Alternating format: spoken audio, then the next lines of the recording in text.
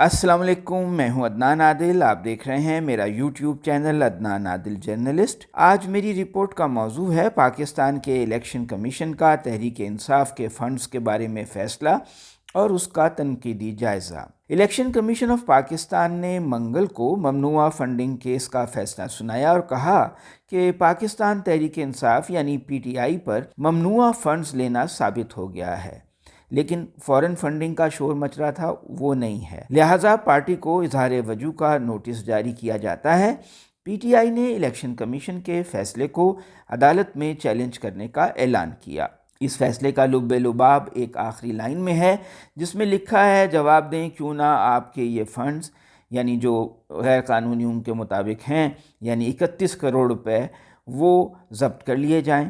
گویا ساری متنازع رقم کی مالیت صرف 31 کروڑ ہے۔ ہمارے ملک میں ایسے سیاستدان بھی ہیں جیسے وزیر اعظم شہباز شریف جن پر 16 ارب روپے کی منی لانڈرنگ کا کیس چل رہا ہے، لیکن اس کی سماعتی نہیں ہوتی۔ کئی سال گزر گئے ہیں، کہاں 16 ارب روپے اور کہاں صرف 31 کروڑ روپے۔ الیکشن کمیشن کا یہ جو فیصلہ آیا ہے اس کی ٹائمنگ بہت اہم ہے۔ الیکشن یا ممنوعہ فنڈنگ کیس کا فیصلہ جمعرات یعنی 4 اگست کو سنانا تھا، لیکن اتوار کو ایمان الظواہری کو امریکہ نے ڈرون حملہ کر کے کابل میں جاں بحق کر دیا تو فیصلہ منگل کی صبح سنانے کا اعلان کر دیا گیا۔ میرا خیال ہے مقصد یہ تھا کہ عوام کی توجہ ایمان الظواہری پر امریکی ڈرون حملے سے ہٹائی جا سکے، اور بہت حد تک یہ مشن کامیاب بھی رہا کیونکہ یہ ڈرون جو ہے واضح طور پر پاکستان کی فضائی حدود سے گزر کر کابل گیا اور اس نے ایمان الظواہری کو جاں بحق کر دیا۔ الیکشن کمیشن نے جو فیصلہ سنایا اس سے بظاہر تو یہی لگتا ہے کہ عمران خان کی تیزی سے بڑھتی ہوئی سیاسی طاقت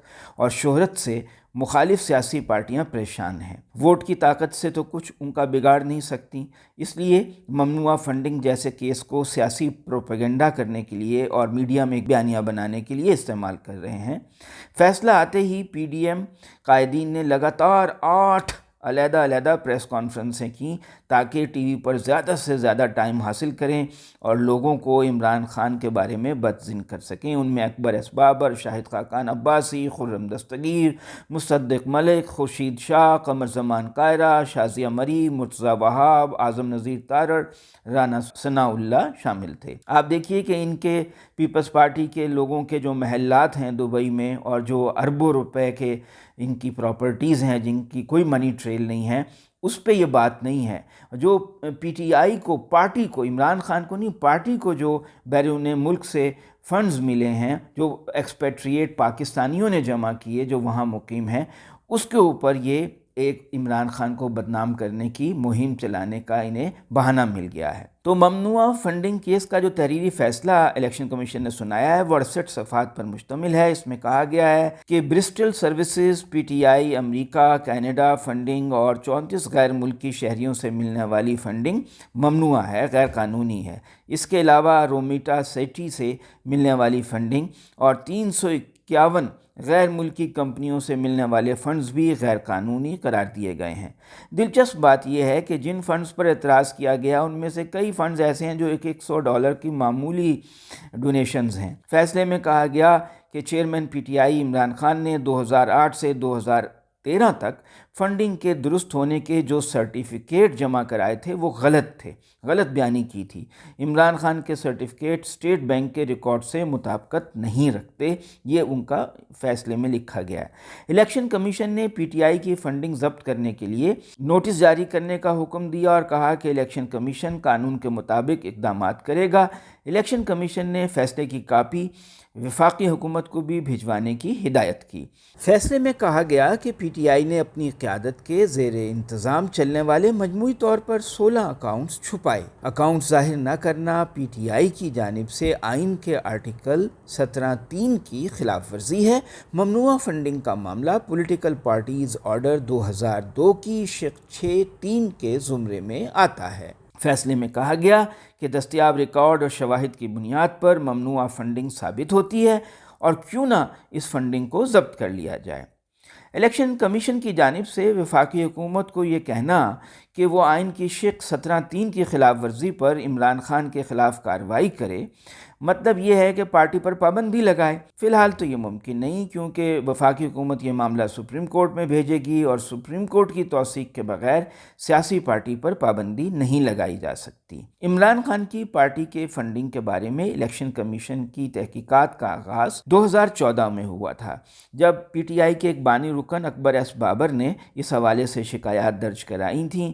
ان کا کہنا تھا کہ دنیا بھر سے ہزاروں پاکستانیوں نے پی ٹی آئی کے لیے رقم بھیجی تھی، لیکن اس میں ممنوعہ فنڈنگ بھی شامل تھی۔ اپنے تحریری جواب میں عمران خان نے کہا تھا کہ نہ تو انہیں اور نہ ان کی پارٹی کو یہ علم تھا کہ ابراج گروپ کی جانب سے ووٹن کرکٹ کلب کے ذریعے $13 لاکھ فراہم کیے گئے۔ انہوں نے یہ بھی کہا تھا کہ وہ پی ٹی آئی کو دبئی کے شیخ النہان سے ملنے والے فنڈز کے بارے میں لا علم تھے۔ الیکشن کمیشن آف پاکستان نے مقدمے کی سماعت مکمل کرنے اور اس پر فیصلہ سنانے میں تقریباً 8 سال لگائے۔ الیکشن کمیشن نے اپنے فیصلے میں لکھا کہ پی ٹی آئی نے امریکہ میں کمپنیوں کے ذریعے امریکی شہریوں اور امریکہ میں قائم کمپنیوں سے عطیات اور چندے وصول کیے اور مہم چلائیں۔ الیکشن کمیشن کے مطابق ان کمپنیوں نے امریکی قانونی تقاضے تو پورے کیے، مگر اس ضمن میں پاکستانی قوانین کی پاسداری نہیں کی، جس کے تحت کمپنیاں اور غیر ملکی شہری ایسے عطیات نہیں دے سکتے۔ تاہم پی ٹی آئی کے حامی الیکشن کمیشن کے فیصلے میں بعض نکات پر اعتراضات کرتے ہیں۔ مثلاً سنگاپور سے ایک پاکستانی شہری ہیں ناصر عزیز، انہوں نے تحریک انصاف کو اپنے اور اپنی بیوی رومیتا شیٹی کے جوائنٹ اکاؤنٹ سے پیسے بھیجے $27,500۔ الیکشن کمیشن نے جوائنٹ اکاؤنٹ کے 2 نام دیکھ کر اس رقم کو آدھا آدھا کر لیا اور بیوی کے نام پر $13,750 کی جو رقم تھی اس کو ممنوع قرار دے دیا، کیونکہ ان کا تعلق یعنی ان کی بیوی کا تعلق بھارت سے تھا۔ پی ٹی آئی کا موقف ہے کہ الیکشن کمیشن نے غلط لکھا کہ عمران خان نے بیان حلفی دیا ہے۔ یہ بیان حلفی نہیں تھا، بلکہ ڈیکلیریشن یا دستخط شدہ سرٹیفکیٹ تھا، اور دونوں میں خاصا فرق ہوتا ہے۔ اسے عمران خان نے بطور پارٹی سربراہ الیکشن کمیشن کو جمع کروایا تھا، اس لیے یہ نہیں کہا جا سکتا کہ ان کا بیان حلفی جو تھا وہ جھوٹ پر مبنی تھا اور وہ اس لیے صادق امین نہیں رہے۔ بعض لوگوں کا یہ بھی خیال ہے کہ حلف نامے کو بنیاد بنا کر عمران خان کو راستے سے ہٹانے کی کوشش کی جائے گی، یا ان کے خلاف میڈیا میں پروپیگنڈا مہم چلانے کے لیے مواد فراہم کیا گیا ہے۔ یہ سارا کھیل اسی ایک نقطے کے گرد گھومتا ہے۔ ایک جسٹس ہیں ریٹائرڈ شائق عثمانی، ان کا کہنا ہے کہ عمران خان کے خلاف نااہلی کی کارروائی ہو سکتی ہے، یعنی انہیں سیاست سے نااہل، کسی عہدہ رکھنے کے لیے نااہل قرار دے دیا جائے، لیکن یہ بہت لمبا پروسیجر ہوگا۔ بعض ناقدین کا خیال ہے کہ فیصلے میں کسی جگہ ایک ملک کے قانون کا ذکر، کسی جگہ دوسرے ملک کے قانون پر تنقید کی گئی ہے، کبھی تیسرے ملک میں چوتھے بندے پر مقدمے کا ذکر ہے۔ فوراً فنڈنگ نہیں، ٹیکنیکل بنیادوں پر ممنوع فنڈنگ قرار دینے کی ایک بھونڈی سی کوشش کی گئی ہے۔ سوال یہ بھی ہے کہ الیکشن کمیشن نے اپنے فیصلے میں جو معیار مقرر کر دیا ہے اس کیس میں، اس پر کون سی پاکستان کی سیاسی پارٹی پوری اترتی ہے؟ اس کے اندر کوئی پاکستانی جو ملک سے باہر کاروبار کر رہا ہو، اس کی کاروباری کمپنی ہو، وہ عطیہ نہیں دے سکتی، یعنی فرد دے سکتا ہے، کمپنی نہیں دے سکتی۔ تو اس طرح تو بہت سی پارٹیاں جو ہیں ان کے لیے مسائل ہوں گے۔ الیکشن کمیشن نے کچھ جگہ پر تحریک انصاف کی اپنی ہی کمپنیوں سے فنڈ ٹرانسفر کو بھی ممنوع قرار دے دیا، جیسے کہ پی ٹی آئی امریکہ ہے، پی ٹی آئی کینیڈا ہے، پی ٹی آئی یو کے ہے، جو برانچز ہیں ان برانچز نے فنڈز جمع کیے اور پھر ان برانچز نے وہ پی ٹی آئی پاکستان کو بھیج دیے۔ تو الیکشن کمیشن نے کہا ہے کہ یہ ممنوع فنڈز ہیں، یعنی سنگل پرسن کمپنی اکاؤنٹ سے پیسے آئے تو وہ ممنوع قرار دے دیے گئے۔ فیصلے کے ناقدین کا یہ بھی کہنا ہے کہ اسلام آباد ہائی کورٹ نے ہی پی ٹی آئی سمیت تمام جماعتوں کی فنڈنگ پر حکم جاری کر رکھا ہے۔ سب پولیٹیکل پارٹیز کی فنڈنگ کا فیصلہ ایک ساتھ کرنے کا آرڈر کیا تھا۔ کیا آئینی عدالت یعنی جو اسلام آباد ہائی کورٹ ہے اس کا فیصلہ مانا جائے گا یا پی ٹی آئی سے امتیازی سلوک ہوگا؟ سوال پیدا ہوتا ہے کہ جب عدالت نے الیکشن کمیشن سے کہا تھا کہ وہ تمام پارٹیوں کے اکاؤنٹس کا فیصلہ ایک ساتھ کرے، اکٹھا سنائے، تو الیکشن کمیشن نے ایسا کیوں نہیں کیا؟ آئین پاکستان سب سے یکساں سلوک اور قانون کا سب پہ نفاذ چاہتا ہے۔ پی ٹی آئی نے ممنوع فنڈنگ کیس میں منی ٹریل بتایا، ساری رسیدیں دکھائیں۔ اسلام آباد ہائی کورٹ کی ہدایت کے باوجود حکومتی سیاسی جماعتوں کی فنڈنگ یعنی نون لیگ، پیپلز پارٹی، JUI، ان کی فنڈنگ ابھی تک نامعلوم ہے اور اسکروٹنی بھی نامکمل ہے۔ تو جو PDM اتحاد ہے اس کی جماعتوں کی فنڈنگ کا فیصلہ تاخیر کا شکار کیوں ہے؟ یہ امتیازی سلوک صرف PTI سے کیوں کیا گیا ہے؟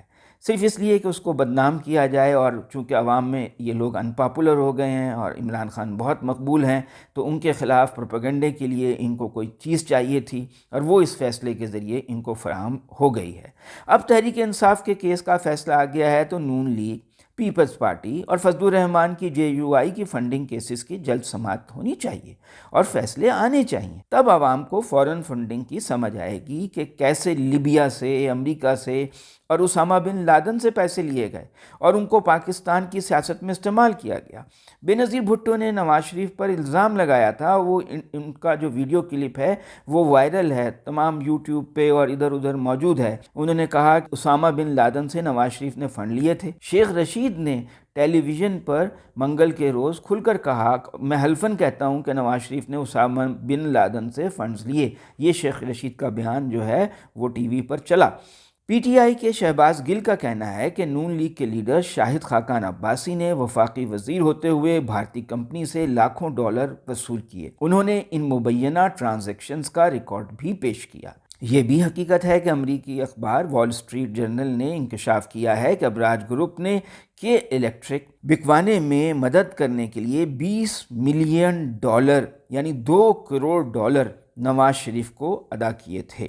سن 2001 میں نواز شریف کو احتساب عدالت نے ناجائز اثاثہ کیس میں ہیلی کاپٹر سے متعلق سزا سنائی تھی۔ عدالت میں نون لیگ کا موقف تھا کہ ہیلی کاپٹر قطری شہزادے نے الیکشن مہم کے لیے دیا تھا اور وہ اسی کی ملکیت ہے۔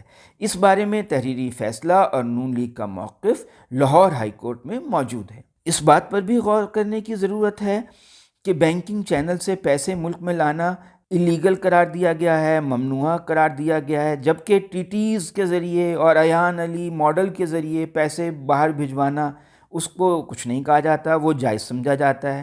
ان کیسز پہ کوئی کارروائی نہیں ہوتی۔ اگر انصاف کیا جاتا تو پیپلز پارٹی، نون لیگ، جمعیت علماء اسلام، ان سب کے اکاؤنٹس کے بارے میں ایک ساتھ فیصلہ سنایا جاتا۔ تو جناب، آپ نے میری رپورٹ سنی، اب آپ میرے چینل کو سبسکرائب ضرور کیجئے۔ شکریہ۔